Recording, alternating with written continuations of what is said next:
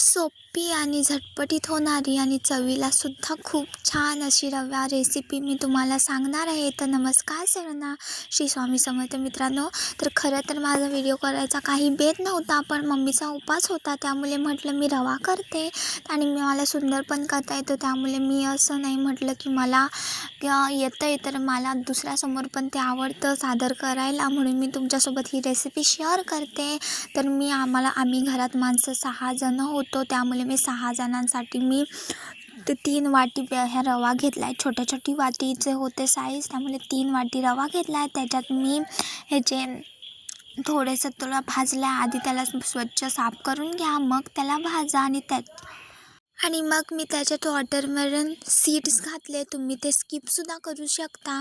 ते फक्त दाताखाली चावताना सुंदर लागतात, म्हणून मी त्यांना टाकलं. आणि त्यानंतर रवा भाजून घेतला आणि मी तो म्हणजे कढई बाहेर काढलेली, कारण का मला त्या जमत नव्हतं आग असल्यामुळे. त्याच्यात मी थोडीशी वेलची पूड आणि साखरेचं एकत्र मिश्रण करून बारीक करून त्याची पिठी साखर बनवून घेतलेली आणि ती एकजीव करून घेतलेली.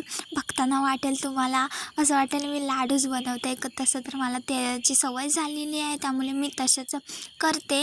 आणि प्रत्येकाची वेगवेगळी पद्धत असते बनवायच्या, प्रत्येकाच्या स्किल असतात, त्याच्यानुसार ते बनवतात. आणि माझी स्किल अशीच आहे आणि मला चुलीजवळ इतकं डोळे समोर होते, त्याच्यात मी सुधरत नव्हतं, त्यामुळे मी असं केलं आहे.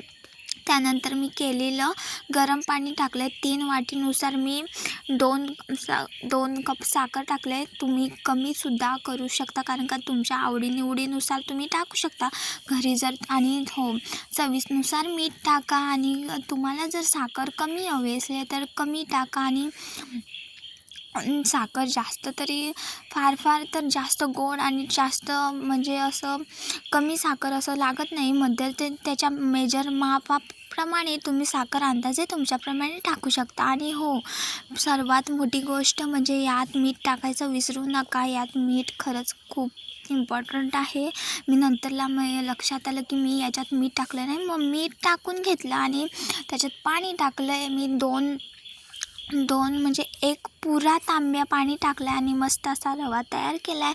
जर तुम्हाला रेसिपीत काही प्रॉब्लेम आला असेल तर मला नक्की सांगा. आणि त्यानंतर मी रवा तयार होता तर मम्मीला मी देते. तर आजच्यासाठी एवढंच होतं. पुन्हा भेटू नवीन रेसिपीमध्ये. जर मला काही तुमच्यासोबत शेअर करायचं असेल तर नक्की करेन, आणि तुम्ही पण मला आवर्जून नवीन गोष्टी करायला भागसुद्धा पाडू शकता. तर तो रवा मी माझ्या लुजाला दिला आहे आणि आजच्यासाठी नाश्तासुद्धा करून घेतला. तर आजच्यासाठी एवढंच होतं. Bye bye.